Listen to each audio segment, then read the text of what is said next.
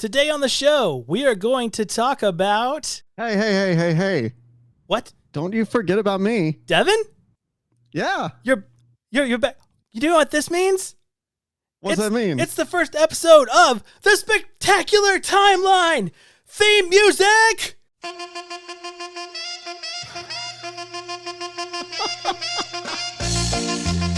Let's go!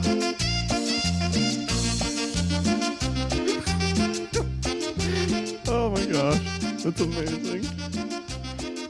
I just want to get to the good part.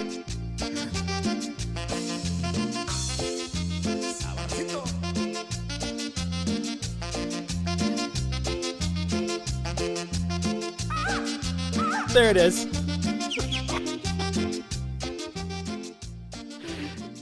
Oh my god. Oh, I'm If crying. we get a strike for that, if we get taken off, it's so worth it. Oh, it's so worth it. That song Oh god. was a running joke for about 2 years. Oh man. It was a mystery.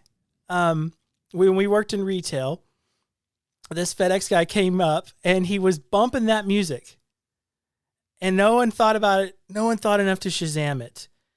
And It was like not just the 2 years that we worked together. It was like 2 additional years beyond that of searching before it was found. we didn't know anything about the song, and we actually wrote down that do do do do do do do to remember it, so we wouldn't And forget. then insert bird sound. The one good thing that Instagram did for us. Oh man. Welcome back to the show, Devin, or welcome to the new show, Spectacular show. Timeline. I gave you your own show, man. Oh, I'm touched. Evan, that's also a poor decision. You shouldn't give me rain. We're gonna try and keep the potty words, or are we? I'm gonna try. I've been better. My wife works at a school now, so I'm trying to do a little bit better. On stream is completely different. My channel is rated as explicit. You should be aware. Yeah, well, depending on how this recording goes, Spectacular Timeline might also be explicit. But It's fine. It'll be controlled. I haven't even said the C word yet. I always get rid of those. Would you like to talk about some comics? I would love to talk about some comics. Okay, Because so it's been a long minute. you have not been on the show in 1 year and 2 months. Yeah, life has been rough. The last guy that wasn't on the show for a few months got fired, but I kept you around. Okay, so to get this ball going, we kind of got to frame it. We were at the comic book store together on Free Comic Book Day. Absolutely. One of the 6 times I've seen you in the last 2 years. And the news came that George Perez had passed away. Very sad news. Very sad news. So when we were deciding to record, I threw out some suggestions, and you wanted to do a Teen Titans for George Perez. Now, this isn't just your normal Teen Titans. We went with a different team. We went with a different era, but George Perez is the artist, not the artist. He's the inker. I've got finished art. So, Whatever, let's roll with it. all right. So he's going with finished art. This is the 1996 Dan Jurgens Teen Titans, which was an all-new team. In the 90s, they were just doing anything and everything to try different things, reboot this, try that. So this was a new team that was thrown together, and if I read the origin of this team, we'd be here another 10 minutes. So let's just say that there's a new Teen Titans, and this storyline is called Then and Now, and it features 4 members of the old Teen Titans. This is more like a passing of the torch kind of storyline. Yeah. And so we have Nightwing, Wally West, Tempest, and Arsenal, in a story where it has flashbacks to an old foe, and then current times, it has this new team interacting with the old guard. Each issue is narrated by a different member of the old team. The first issue has flashback art by Gil Kane with inks by Dick Giordano. It's really, you could really tell that they're trying to give this team a boost. For me, it's mixed results. It's not bad by any mean. It's not the best. It's another one of those, the art shines more than anything else. That's the thing is, like, I remember reading this as a 17-year-old and being like, yeah, because like Dan Jurgens is my guy. Like, I will go anywhere with Dan Jurgens. He is, to me, the definitive Superman artist and writer. He is, I mean, he had a Spider-Man run that I loved. Looking back, I can see why I was drawn to this, but the difference between reading it as a 17-year-old and reading it as a 41-year-old, you're right. The art shines through. Do you want to try and kind of tell us the story? I can loosely try. Okay. So I mean, it starts out with my boy narrating the entire first comic, so you know that I love it. For newer listeners, his boy is Nightwing, aka Dick Grayson. Is the man. But it starts out in Maine with the 4 members of the original team meeting up to find Mr. Jupiter, who had only been kidnapped. He was the original sort of funding figure for the Teen Titans. And so they're all kind of showing up again to kind of figure out where he is. They got coordinates to come to this school that they don't recall ever being at. And we have, obviously, like you said, we've got Wally West, Flash, Nightwing, Tempest, and Arsenal. So Donna is not here. They're all kind of butthurt about it because, you know, female character and all that nonsense from this time of period. But they're getting ready to go into the school, and then suddenly they start having memories of this place, even though they've apparently never been here. And which that's the Gil Kane art. And the one thing I appreciate the Gil Kane art, I do. The dialogue. When I was reading the dialogue, I was like, this dialogue is rough. But then I started to think, when you look at some of the dialogue and the interactions between the two teams, clearly this was written for a Teen Titans team that was born in the 60s. Yeah. So when they reference like Jim Morrison and these 90s kids are like, who's that? And they roll their eyes. It's like, okay. So like the cheesy flashback story dialogue, it kind of is in line with the times. Yeah, that was something I had to kind of remind myself of while I was reading it too, because I was like, this is really jarring. But then I really had to think, like, this is a flashback to when like Robin was around, Wally West Kid Flash was around, like the starting of the Teen Titans, which was back in the 60s, and this is more in line with how 60s dialogue for comics was. All right, it's the Titans. Groovy. Dig it. The Teen Titans are on our campus. I'm speechless.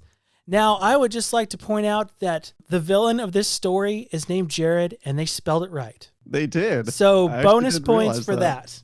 But the theme of this first issue is as they enter each room, memories are coming back to them, and they're getting their minds are being screwed with here. And another, which is always like, it's a good plot to a story. You can do a lot with.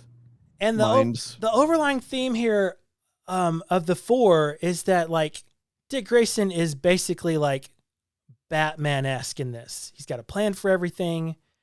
He's, you know, strategy is the name of his game, and Arsenal really, really has a complex about taking orders from Dick Grayson. Yeah, because he argues with them like immediately upon like wanting to go into the building, and Dick's like, "Everyone start doing this," and they're like, "No, like we've been doing fine on our own." And he's like, "Okay, who has a plan?"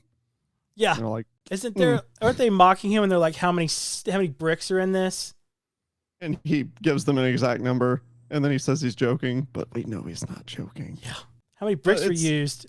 58,412. So yes, he's kind of like Batman, but he does still have a sense of humor, which they do mention like he feels more serious. He's not as jokey kidster as he was as Robin, because, you know, people grow up and life hits you hard. Things get more intense. And also they mention multiple times that while they're all kind of having issues, because that kind of leads into the next part. They have, during this flashback, they're remembering that their minds were screwed with the first time they were here and they were fighting their mentors, and Robin kind of figured it out. And then they talk about Nightwing fighting like these hallucinations, and he's doing fine while everyone else is kind of struggling, Batman-esque. And really, everyone has insecurities about living up to the expectations of their mentors, and they're all failing miserably. Just to put a pause on the story real quick, is this really the way to bring in new readers? No, not really. I mean, the art is good. No, like if I was to say like you want to look at some good art, like I'd recommend this. Just like I'd take all the dialogue out, just give them the panels, and be like, look at the panels, look at the art. It's amazing. This book is about the Teen Titans team. It's 48 pages. I'm trying to find out where the other team shows up. Do they even show up? They're not even in the first issue. They're not even in the 12th issue of their own book. This entire first one is a flashback to the original team, and then the matured members that are still here. And then the ends with them apparently coming face to face with their younger versions. We should also mention that Jared is Jared Jupiter, the son of their benefactor. And yes, that was the big twist that they discovered back whenever, because people were disappearing is the whole reason they went to the school initially, way back when. And it was a bunch of rich kids who were getting kind of taken away. They were popular, they were rich, and he didn't like the fact that he got ditched by his daddy. I like his updated 90s costume. Oh, Hayes's? Yeah. Oh, yeah. Hayes. It's super cool. It's Jared Jupiter. Oh, yeah, absolutely. So when our next issue opens, the Titans of old are fighting with their younger selves, and it takes a while for them to realize, of course, that they're obviously not fighting their younger selves. They're actually fighting the new Teen Titans. Roll call. Risk. R.I.P. to Risk, who got killed in Superman, Son of Kal-El recently. Prism. Oh, man. Jodo. Argent. With the Atom, Omen, and Lauren Jupiter. And again, if I tried to give you the origin of this team, we would have to add about 10 more minutes on to however long this episode goes. So far we are buying this we're reading this just for the art. Is there anything besides the art that really stood out to you? I want to say yes. Like, I kind of felt like I could feel them trying to really get a grasp on really getting this new team kind of involved in this story. But ultimately, like even through all four of these issues, I really just felt like it was the old team with these characters. And so it almost felt forced in a way. And I think it's also because like I know the older characters better. Like I know Nightwing, I know Arsenal, like I knew them as like Robin and Speedy and Kid Flash. So it's like to throw in really strong characters that have been around for a long time in with a newer group of characters that they literally didn't even include in an entire issue of this book just felt very forced and very awkward. Like I really didn't care about the new team all that much. When you open this second book, it literally starts out, my name is Wally West. I'm the Flash, the fastest man alive. Like you're just starting a Flash book. I do like there was an inside joke because Nightwing was in this book before. I think it's Argent. She has a crush on Nightwing. Oh yeah. Like he literally punches her like square in the face whenever he thinks that she is Robin. And literally she's like, oh, you can hit on me anytime. Ha ha ha. There are other issues where she's got like a framed picture of him in her room. So it's like a running gag, which is, I appreciated. It was funny. That's funny. The Atom is, he's been de-aged during 0 hour. So he's got the body of an 18-year-old, but he's got his old memories and his old attitude. But he's kind of a prick, and he's already quit the team once. He's not in it a ton either. I really wanted to like this storyline because I remember being so pumped for it when I was younger. But I think at the time it was probably cool, at least for like younger readers. I was that younger reader. Yeah, because this one came out in 97. I think this book came out in 97 specifically. Yeah, the series started in 96 and this book came out in 97. Yeah, so like I wasn't even like old enough to comprehend this book. Yes, there is an age difference here. Look, I'm discovering how old I am recently. I'm almost 30. Almost. And Almost. it's really weird because I keep going, oh, I'm pretty young. And then I'm like, ow. Yeah. There were a couple of times at work when you would say something about your childhood, and it would be like when I was a teenager, and I'm like, ooh. Or I was in my 20s. I mean, it's fine. Yeah, We all have that moment. I'm getting more of them as I've been going through life. I'm over here trying to find positives in this book because our first episode The art. The art. Did you see the art? I really liked Risk, but his little open chest concept on his costume just didn't work for me. I mean, Arden's costume is basically 2 strips of clothing covering her boobs with rainbows on her wrist. Like, it's not good. Also, like, you really, as much as I feel like this was supposed to be for new readers, you have to really have put some Teen Titans time in, because some of this stuff was over my head and still is. Like, the mystery there's a lot of stuff that it's like, I didn't really know much about the new Teen Titans as it is. And there's a lot of stuff from the OG Teen Titans that I either have not read or do not remember. Like the mystery of who Omen was, because it led you to believe that it was going to be Raven. Yeah, I thought it was going to be Raven for a minute. And I think I think for like a year you've been thinking that it's Raven, but it's not. As I was reading this, I was like, oh man. Oh, this isn't good. Yeah. And like the other thing that really separated is like, as much as I love each of the like original Teen Titans getting like their like narration in for each book, I feel like it actually pulled away from the rest of the new team, because it wasn't like, oh, you're getting dialogue, like inner monologue dialogue of like these new characters that you're really supposed to come to like grow with and kind of attach to. It was just like, hey, here's these characters that you already know that you think are cool, and this other team are now talking through this entire book. Yeah.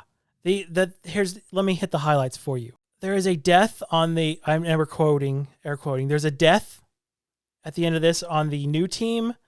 The old team, this is when Roy Harper goes from Arsenal to Red Arrow. He might still go by Arsenal, but he goes to the Red Kingdom Come costume. I like that costume quite a bit, actually. Which is funny because they're like, wow, you got put in that by Hayes, but he's like, I'm just going to roll with it. I kind of like it. So the significance of this book is that Omen is revealed to not be Raven. Roy Harper starts wearing the Red Arrow costume. Jodo dies. And this is the last book that George Perez is associated with in this series, because he takes off after this. I believe he goes on to do Avengers. It's really hard. Sounds right. It's hard to get a good timeline on what happened, but that's where George Perez exits the book. So as much as I love Dan Jurgens and as much as I love this comic as a youth, I would not recommend looking at this unless you're just really into the art of Dan Jurgens. Yeah, I mean, the art's good. The art is good. It's like I'm talking about Three Jokers again. 24 minutes of you going, but the art is good. I really texted you this morning. I was like, do you still want to do this? And I was like, yeah, I do. I am just glad to have you back. Let's just promote ourselves for a little bit now that we've warned everyone. See, that's the thing I talk about on Twitter. I read these books to let you know if you should read the books. And you shouldn't read this book. I'm so sorry, Dan Jurgens. I'm so sorry. Yeah, I'm look at the art. Don't read it. Talk to us about your Twitch, Devin. I stream semi-regularly now that my life is sort of back in order over on twitch.tv/goodguesswork. And I've been streaming a lot of Fallout lately because it's fun and easy. And if I die, I get mad. And I have no idea what that means. Now, it means if I die, I can lose like an hour of what I just did and I have to redo it again. Now, all the links to the things we're about to talk about are at the top of the Punch the Timeline Twitter, which you can find at Timeline Punch. Do you like newsletters? I sure like newsletters. Because I just woke up one day and realized, hey, I can write newsletters. I like reading newsletters, and I realized, thanks to the Wednesday pull list, I went to their Twitter page and I saw that they had a newsletter, and I was like, why don't I have a newsletter? Jared's Back Issues is available on our Twitter page. You can subscribe or you can read straight from my profile page. It's just a little talk about what I'm reading every week and a little bit about what I'm watching on TV, things that I don't have enough info to talk about extensively on a podcast, but a little paragraph about what I'm reading and what I'm watching and what I'm doing. Rest in peace, George Perez, too. Yeah, I know. Again, we've been praising the art, so at least we're giving George Perez the respect he deserves. But I feel like we should also find some of the really good stuff. Agreed. We'll get there. Starman Supper Club is something I've been doing. I'm going to go through every issue of Starman.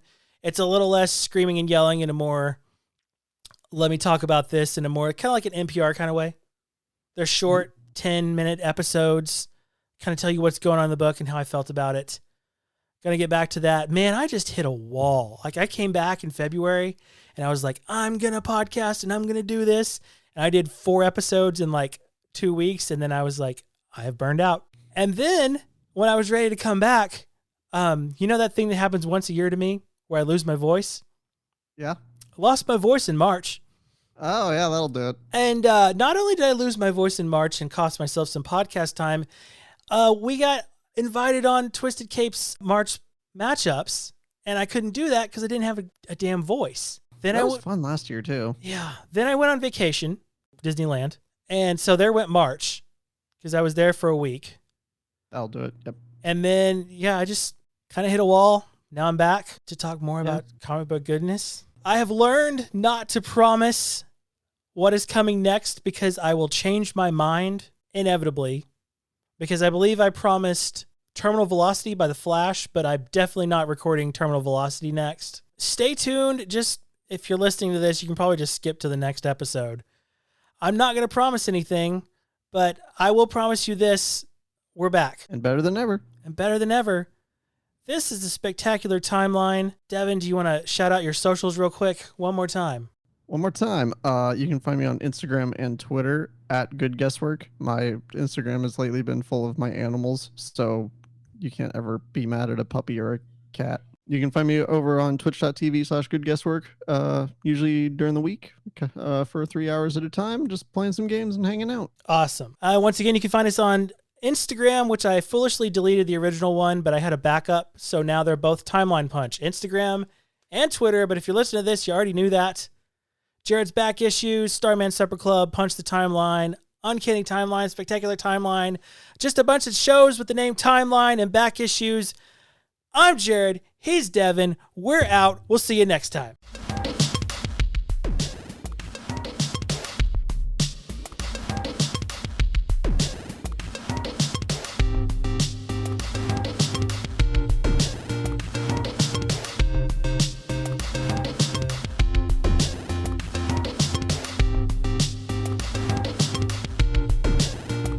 We're just going to let it fade.